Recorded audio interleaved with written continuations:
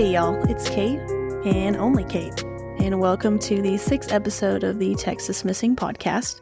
Bree is out this week, but I promise she'll be back for the next one. I am actually recording this Thanksgiving night. We had a really good Thanksgiving. I went to my Aunt Shishi and Uncle Michael's house down in Montague County. If anyone knows where that is at, I will be incredibly surprised. No, my aunt's real name is not Shishi. When I was little, I could not say Patricia, so the best I could come up with was Shishi, and 30 years later, it's still what I call her. But we had a really good time. Shout out to Shishi, the Thanksgiving spread was lit. It was a really good time. I appreciated spending time with family. I guess doing these cases and, I guess for the last little bit, I've spent a lot of time researching these cases, and it definitely puts a different perspective on appreciating family, especially kind of knowing that there's so many people out there that have, a missing person at their Thanksgiving table. So definitely a day to just be thankful for family. So before we get into this week's episode, I wanted to give an update on a case that I covered a couple weeks ago. It's going to be regarding a missing teacher's assistant from Dallas ISD, Jennifer Mendez-Olaskoga.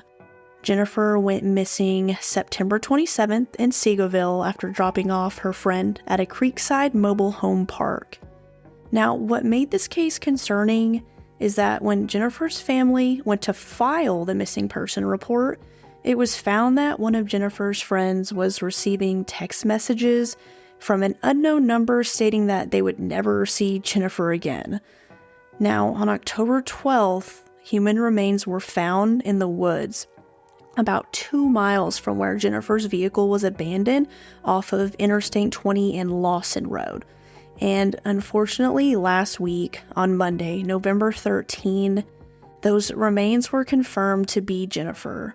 But as of now, the medical examiner's offices have not released a cause of death. Obviously, our thoughts are with the family at this time. This is never the outcome that is wanted in a missing person case, but we hope that the family can have some sort of resolve, and hopefully they can at least be provided with answers. If y'all haven't already and would like to learn more about Jennifer's case, I did upload a short episode that can be found on our podcast platforms. I'll also post updates as they come in. So, to get into this week's episode, I am taking you to the small town of Smyre, Texas, which is about 30 minutes west of Lubbock, and I will be telling you the story of Maegan Hembree. Now, fair warning, this case will most likely piss you off. It's one of those cases where it feels like all the answers are right there, but still just a little bit out of reach. And I can only imagine how Maegan's family has felt all these years trying to navigate through all of this. Maegan, who was born September 6th of 1982, was just 30 years old when she disappeared on February 26th, 2013.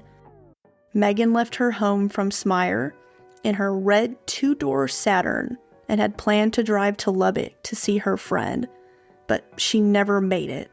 And when Maegan did not come home to her 5-year-old son, her family immediately knew something was wrong and immediately filed a police report.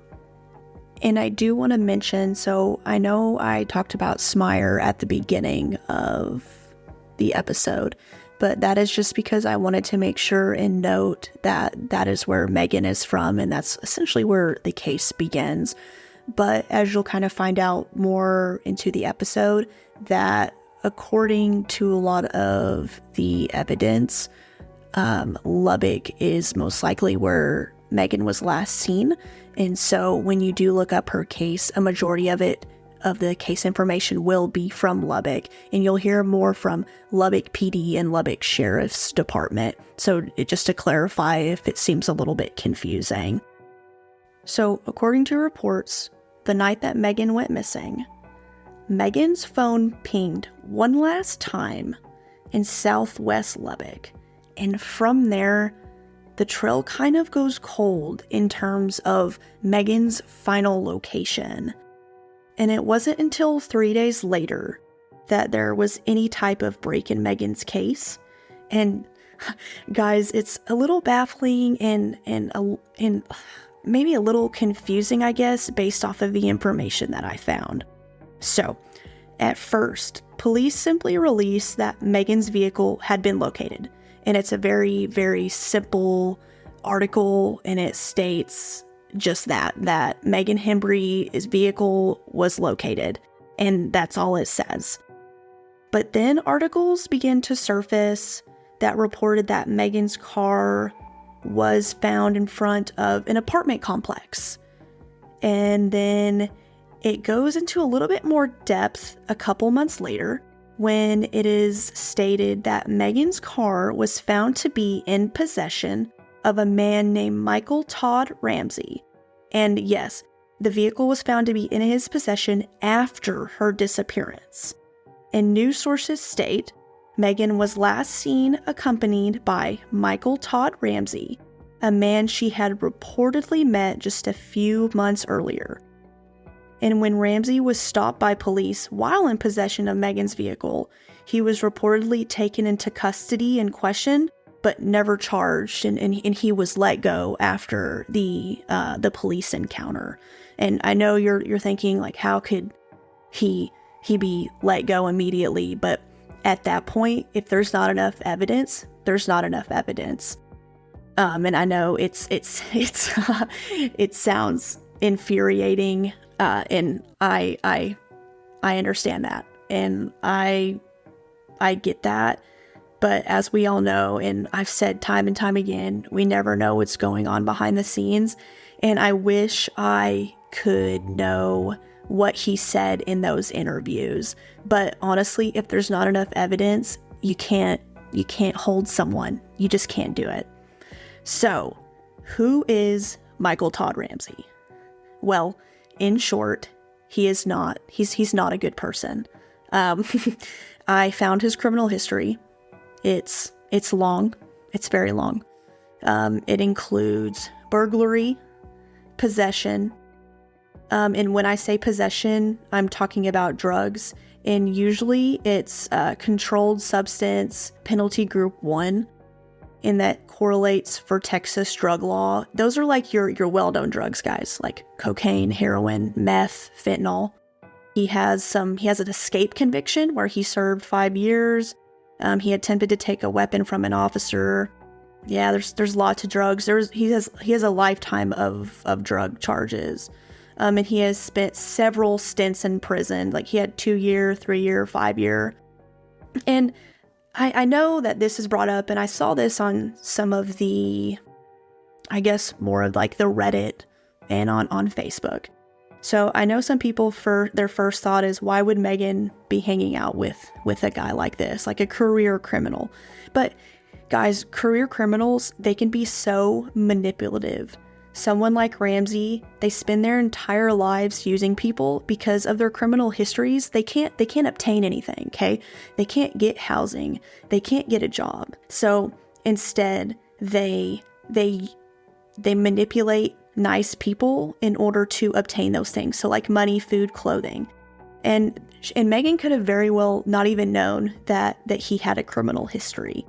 And so I couldn't ever, that's just to play the blame game. I could not imagine doing that. And I just have a hard time believing that she even knew who he was, especially if he's using that kind of persona to get what he wants out of her. And so I don't accept that. I don't like to blame the victim, especially for this incident. Anyways, so now that you kind of know Ramsey's background and kind of the garbage can that he is, let's go to 2014. So 1 year after Maegan went missing, and this one's the kicker, guys. Ramsey was found to be in possession of Maegan's phone SIM card. Yes, her SIM card to her phone. The same SIM card that was in her phone that pinged the night that she went missing. And when I read this, my jaw literally dropped to the floor. I was I was baffled at this, and based off of the source material that I read, that Ramsey was questioned about this, but there was no charges brought up for this. So if we kind of look at the circumstances, so there were apparent witnesses that said that they saw Maegan with Ramsey the day that she went missing. He was seen, apparently he was found to be in possession of her vehicle 3 days after she went missing. And then a year after she had been missing, he was found to be in possession of her SIM card to her phone. And that's that's crazy. And I've thought about this in terms of like a warrant, and is this enough PC to write a warrant? And so when I was a police officer, I didn't write a lot of warrants. I was not a detective. I purely did patrol. And if you were to write a warrant for using PC, I would imagine it would be a warrant to find more of Maegan's belongings. But if we were to look at Ramsey, he's a career criminal. Does he even have a place to stay to write a warrant for? Does he even have a car to write a warrant for? And if there is no other physical evidence, then what else what else is there to do? And so I've kind of been going back and forth about that. I think there's a lack of physical evidence other than those two things, but also at the same point, it's kind of like damning evidence. Oh wow, you're in possession of these things. You were the last person to apparently see her. But then also there is, if we go back to the beginning, there was kind of a difference in reporting of, okay, initially her car was just found in front of an apartment complex, and then her car was found and he was in possession of it. And so it's also, there's a potential that maybe he was not in possession of her vehicle. And so those are things that I kind of looked for and I couldn't find, but I do want to say that I found several more articles that did state that her vehicle was found to be in possession of, Ramsey was found to be in possession of her vehicle when he got pulled over. So I'm more inclined to believe that than it just being in front of an apartment complex. But, that's just me. So, and I also want to talk about one more kind of piece of evidence. So it was also spoken about in some more source material that police did identify drops, like minimal drops of Maegan's blood in her vehicle, but nothing ever came of that. And okay, to be fair, if it's minimal blood and it's her car, I can see how it would be hard to assess that as evidence, because I look at it as like, I cut my finger the other day and there is definitely blood in the back of my car from cutting my finger. And so I understand how that can't be an automatic link of evidence. So I understand that part. But I'm not so sure on the SIM card and the vehicle possession. Now, unfortunately, after 2014, when Ramsey is found to be in possession of Maegan's SIM card, nothing really happens with her case. But that doesn't mean Ramsey stays out of trouble. He was arrested multiple times after Maegan went missing, but unfortunately none of them had to do with her case whatsoever.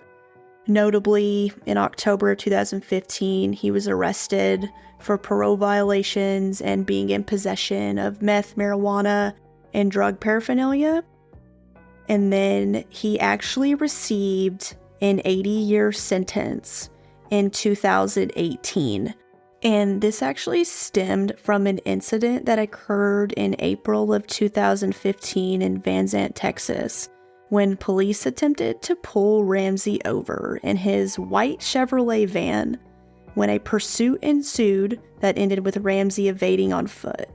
Police ended up finding identification documents for the name Wayne Michael Horton and meth in the vehicle. The documents ended up helping lead police to their prime suspect, who turned out to be Michael Todd Ramsey.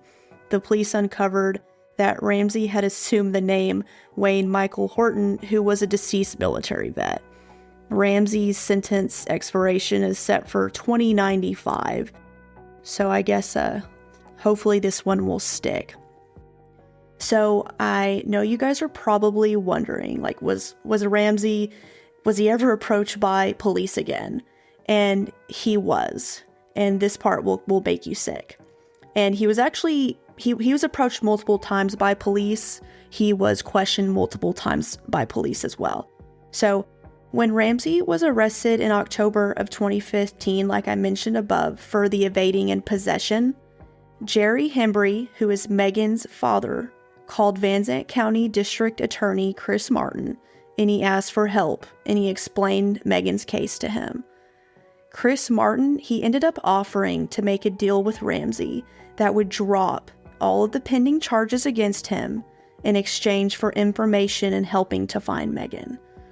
Ramsey declined the offer and instead asked for an attorney, and he refused to give any information about Maegan or talk about her at all. And he instead just took all the charges. And to this day, he is the only, as far as I can find, he is the only person of interest that I've been able to find. And guys, I searched through so many articles. And he is the only name that I could find as a person of interest in connection with her case. And I think it's so sad that he's just sitting there, and he probably holds the key to at least finding Maegan. And it's just sick. But so over the years, several agencies have helped search for Maegan, including Texas Rangers and obviously local Lubbock Police, Lubbock County Sheriff's Department, and Hockley County Sheriff's Department. And in total, there have been at least 5 searches conducted for Maegan. And the most recent, in 2019, it was a joint effort between Lubbock Police and Lubbock Sheriff's Department. And I can only imagine, so when I talked about it earlier, that they said that her phone pinged one last time in Southwest Lubbock, I'm thinking, I'm not for sure if this area is maybe kind of where they're searching, but I'll talk about that in a minute. So the report states that police officials investigated the area of 50th and Milwaukee Avenue based on credible information. Now, what I could find is that this is the 5th search of this location, and it's a pretty large location, but I wanted to clarify this 5th search, it's not because of new information.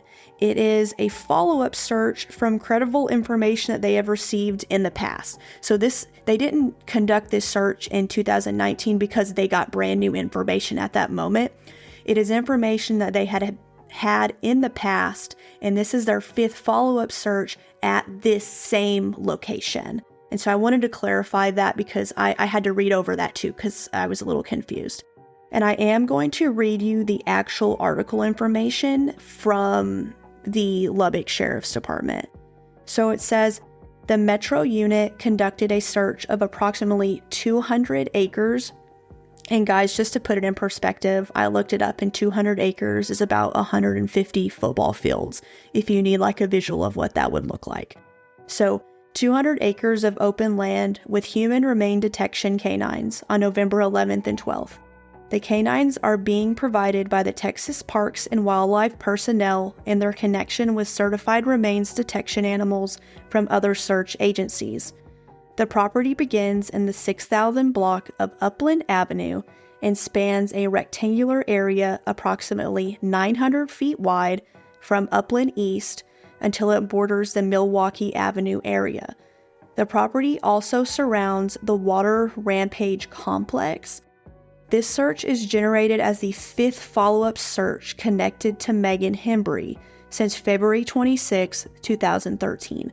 The search is based on proximity to the last known location of Maegan on the date that she went missing and is not based on any new or evidentiary information. And guys, I found the photos of kind of where they searched, and it's an interesting area. It's kind of a very large piece of land that is surrounded by kind of commercial property, and also on the other side there's neighborhoods, and then you've got kind of some railroad and train tracks kind of like in between it. I'll post kind of what it looks like just so you can kind of get an idea of, number one, how big it is, and number two, just kind of so you can have a visual of what the police officers are kind of up against when they're searching this type of area. But regarding the search that did happen in 2019, unfortunately, nothing came of the search. And from what I can tell, there has not been another search since. And matter of fact, in 2020, the Lubbock Avalanche Journal released an article asking for the public's help, and it specifically stated, investigators with the Lubbock County Sheriff's Office and the Lubbock Metropolitan Special Crimes Unit have exhausted all leads in the case and are hoping someone will come forward with information that will help in this investigation. And honestly, after 2020, there really isn't any other information that comes up on Maegan other than tributes from her family. And I do know that her family does hold a vigil, I think just about every year for her. But other than that, I have not seen any additional information come out on her or additional searches or anything of that matter. Now, I did want to note one more thing, and it's something very brief, and it's singular that I found in one of the articles. And it comes from Maegan's dad, Jerry. And in one of the articles, he states that there may be an unnamed woman who could know what happened to Maegan. The article states this particular person, this woman that worked at a medical facility, was seen in scrubs talking to this man on the same day after Maegan went missing. Unfortunately, there is no other articles or information about this woman, and that's really the only thing that was said about this information, but I felt it was important to at least note it, because you never know who could be listening, and it's just, I wanted to briefly at least put it in there, just in case. And then, speaking of Maegan's dad, it seemed based on all the information I found that he truly led the way in trying to find his daughter. He is in all the articles, he's giving interviews, he was doing everything he possibly could to bring his daughter home. And unfortunately, according to the Help Find Maegan Hembree Facebook page, Jerry passed away this year on April 10th. Maegan's sister Jill gave a tribute to him, calling him Maegan's biggest advocate. And she also shared something else that I thought was incredibly moving. And it was a post from Bo Roberts, who is with the Lubbock County Sheriff's Office and has been over Maegan's case since 2013. And it reads, "My name is Bo Roberts, and I was almost 20 years into my career when I had the opportunity to work on Maegan's case. I had worked many cases, and I had talked to numerous family members about tragic situations in their lives. I developed a method of keeping myself at a distance from the family to try and remain objective about the case. And then in June of 2013, I met Jerry Hembree. Jerry was obviously the loudest member of the family, and his desire for answers was ever present in each conversation.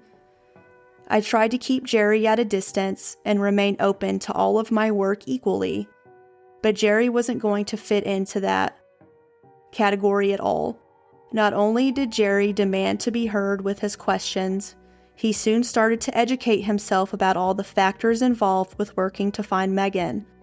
He inquired, asked questions, presented ideas, research methods, and continued to demand and insert himself into any part of the process where he could. I realized that Jerry's tenacity was based on his love for his family, and he proved time and time again that he would always bring that determination to each meeting and conversation that we had. There is no way anyone could not learn to respect the never-ending drive that I have only witnessed by this man. His love for his family is at a level that cannot be measured. During the last 10 years, I was honored to continue my work and to have Jerry and his motivation be part of that. But more important than that, I was blessed to have Jerry Hembree as a friend. I will certainly miss my friend moving forward, but I will believe with all my heart that his pain was relieved and his efforts were rewarded as he was reunited with Maegan, and he will still be holding her when we get there to see them together. As of this February, Maegan has been missing for 10 years. Maegan is 4'11" and weighs 120 pounds. She has dark blonde hair and green eyes. She has a large Houston Astros logo tattoo on the back of her neck and a tattoo on her lower left leg. She was last seen wearing pajama pants and a hooded sweatshirt. If you know anything about the disappearance of Maegan Hembree or anything related to the case, call the Lubbock County Sheriff's Office at 806-775-1601. As always, I'll post Maegan's photo and information on our social media platforms at The Texas Missing, and make sure to share her story to all that will listen. And that's it, guys. I hope you had a happy Thanksgiving, and I'm Kate, and this is the Texas Missing Podcast.